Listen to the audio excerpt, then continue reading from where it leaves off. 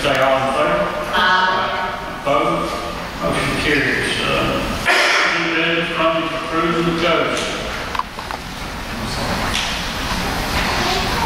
Motion to approve. Second. All in favor? Aye. Opposed? Motion carries. I think Mr. Ponche had some application permits. I think it's something he took some time to try to get some examples for our sister cities, not real close sister, but sister cities over here. But anyhow, Gary has some stuff that I don't know if you, unless you just feel that to share it with these, just elements of the city.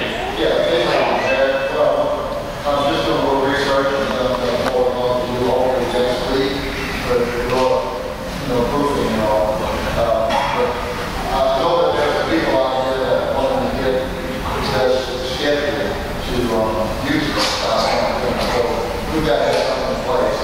And I just want to spend a few minutes to get this to the city. And I'm going to pass it on to you. And before I pass it on to the board, I prefer to go ahead and let you prove it and make sure that you can follow on the next meeting. Okay. Now, I only saw the blush. You got some others. Yeah, Dr. Kelly is so I will get that.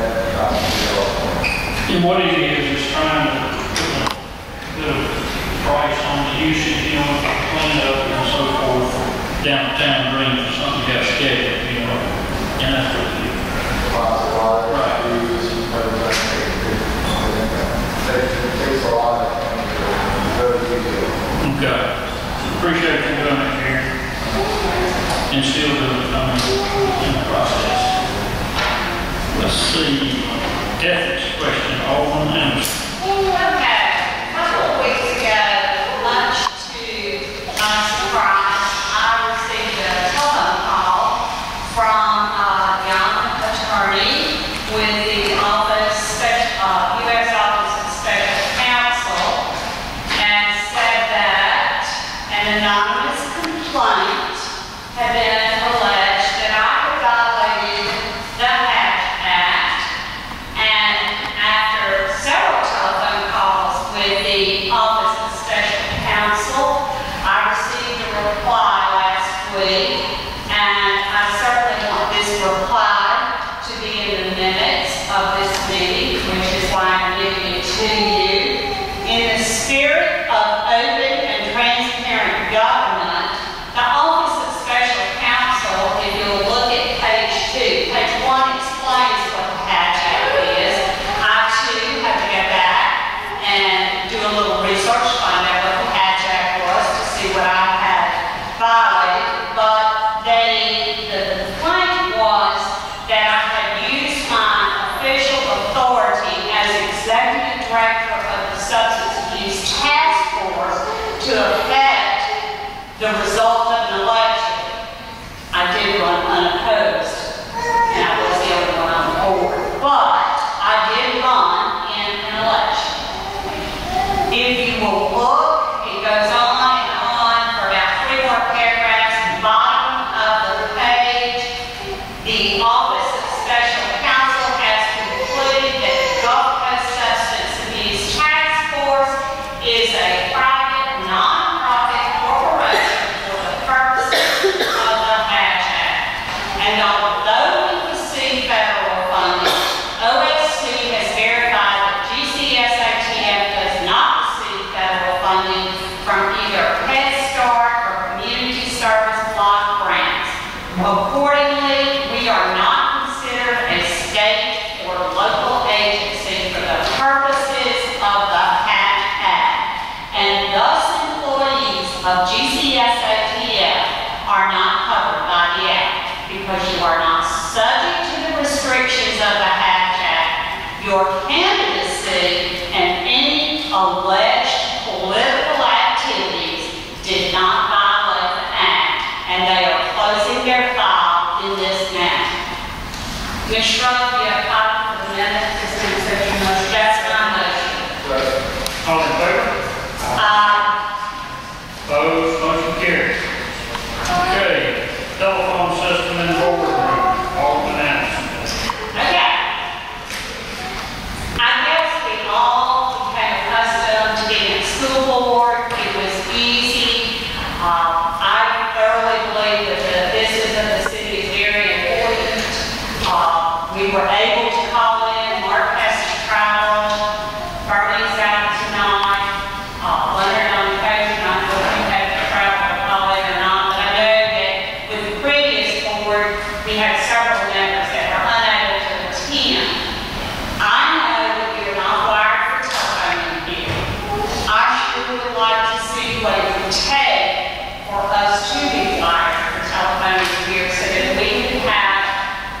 are we wireless?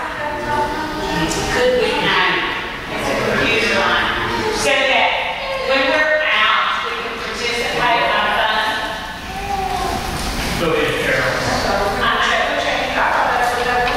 really, like I said, we're talking about budget and what's going on. There can be times, I know there's times when Kate's flying in late and she could call in and start the meeting. What's going on?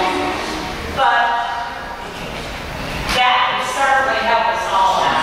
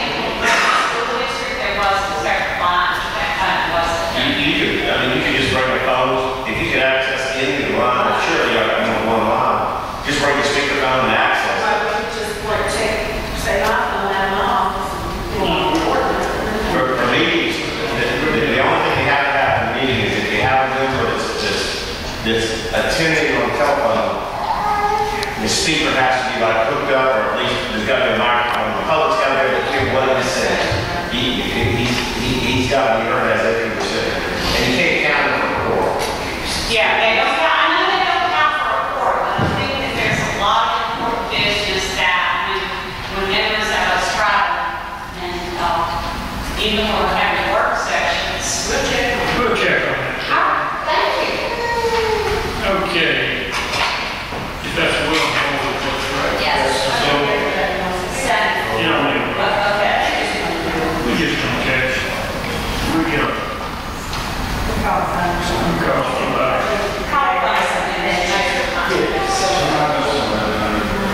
all right. Application beer permit.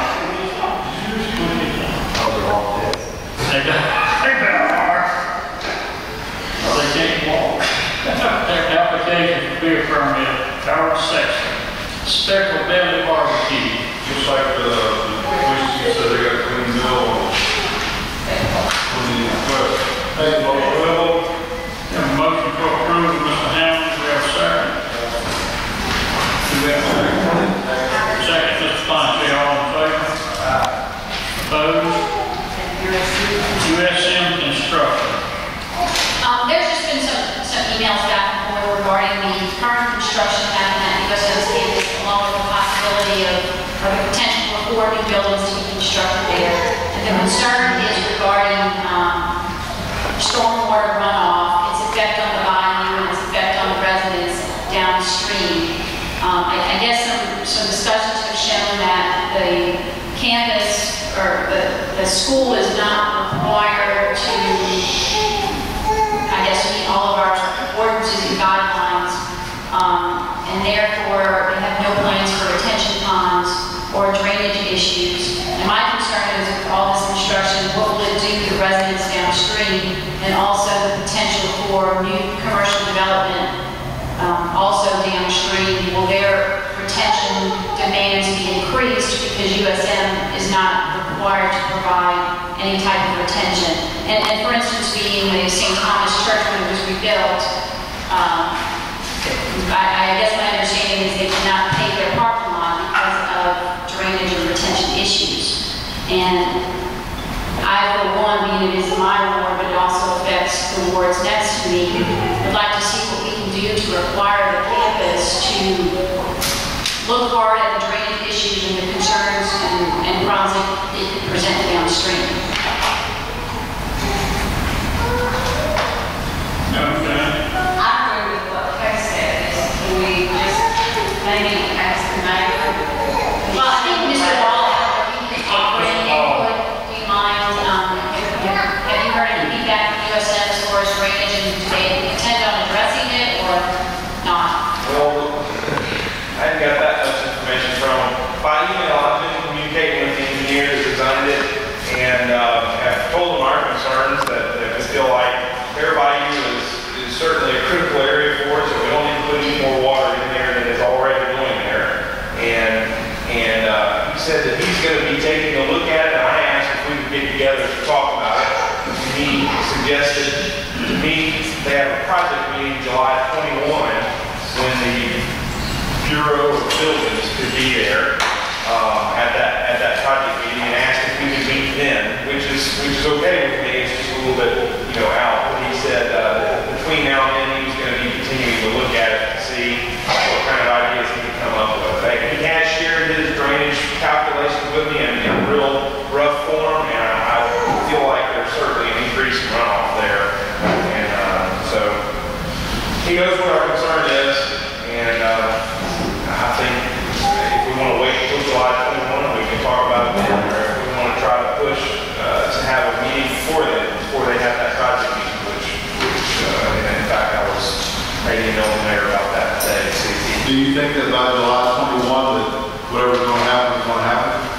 Or do you think they have room for, well, their plans to be far enough along or to not allow for things, or do you think they'll still have room to incorporate some of that issue like clustering? I don't think that at this point, between now and July 21, I don't think that the project, that the site's going to change so badly out there that they wouldn't be, that the site would preclude them from doing it. I think it's going to be a hard enough sell at this point just because they started this project and nobody would see any plans. Well, That's going to be in fact, I welcome USM here and their growth and all they're doing for our community. We need to be sensitive to the runoff and other situations that happen with that. Is there any reason why they didn't come to the city?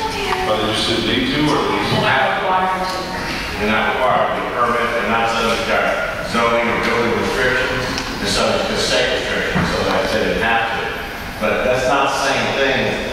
That's talking about what structure they do. When you get into the runoff that they cause on property around them, I'm not so sure they're completely exempt. They're certainly not exempt from nuisance and what they do to their neighbors. I saw some of the emails today and that they said they want to be good neighbors, they wanted to talk, and they wanted to get involved. But I'm not sure how far that goes. I'm sure it's the same thing.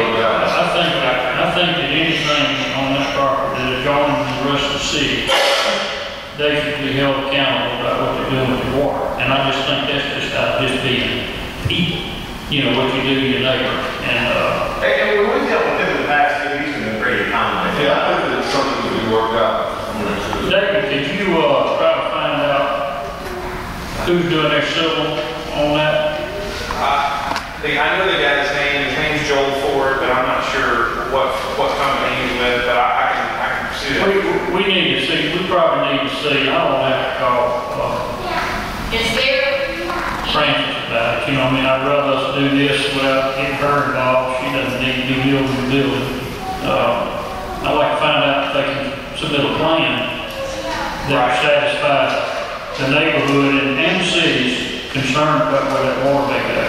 And it's not only this one building, it's going to be the potential, I think they have plans for 4 new buildings on that campus. So it's not just one building, it's a magnitude now of 5 buildings and its effect downstream. Well, I think, Kate, even worse than the building,